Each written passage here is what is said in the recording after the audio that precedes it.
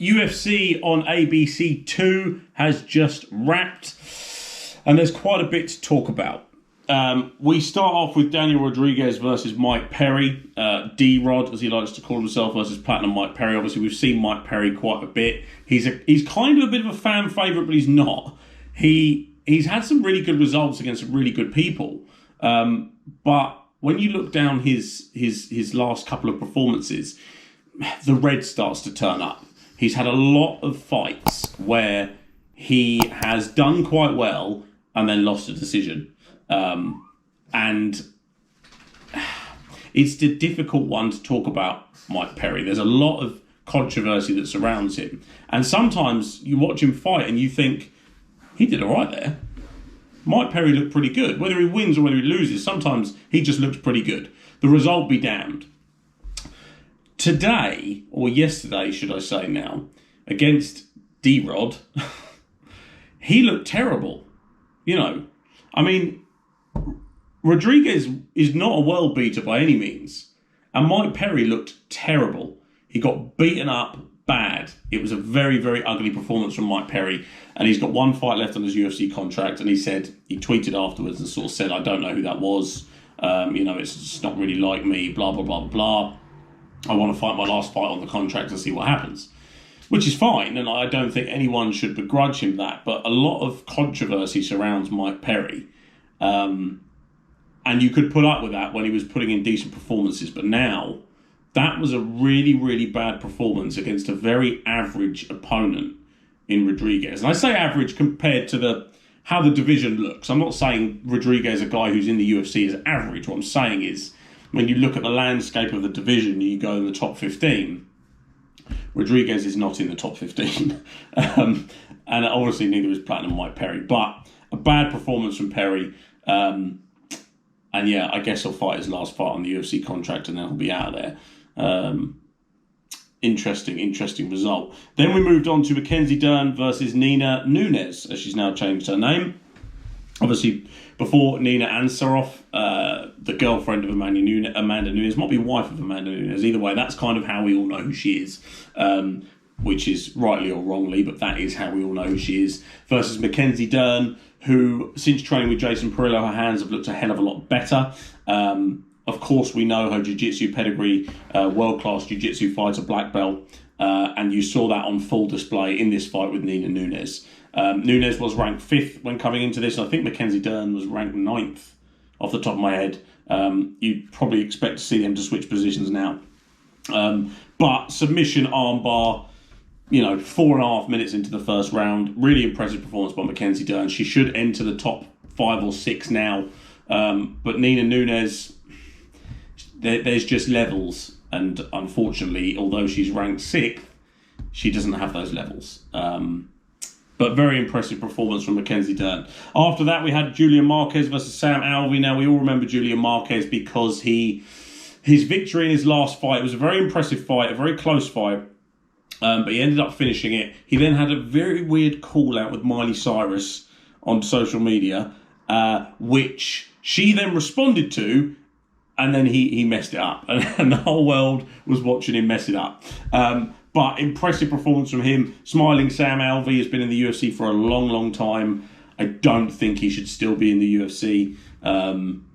Julian Marquez, the Cuban Missile Crisis, love that nickname. Gotta love a nickname.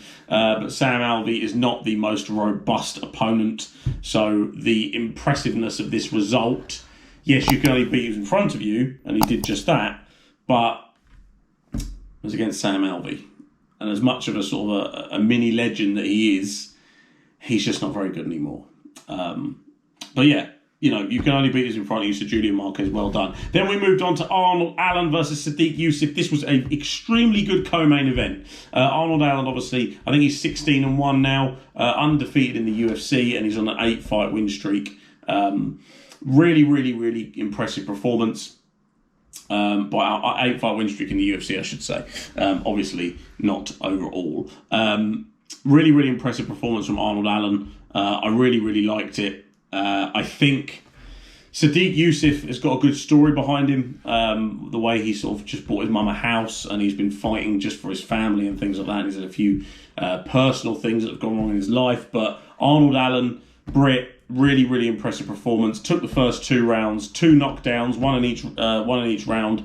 Kind of took the third round off, which when you're 2-0 up, isn't really a big deal. Ended up winning the fight 29-28, and then we kind of think, what's next for Arnold Allen? Well, when we have a look at the featherweight division as it currently stands, with obviously Volkanovski being the champion, Arnold Allen is now number 10, and maybe we look at Jeremy Stephens. I know Dan Ives got his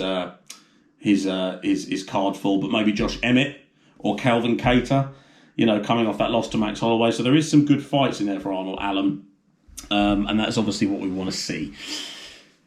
Now we move on to the main event. And the main event was Kevin Holland versus Marvin Vettori, as we know. Kevin Holland taking his fight on 10 days' notice, or 2 weeks' notice.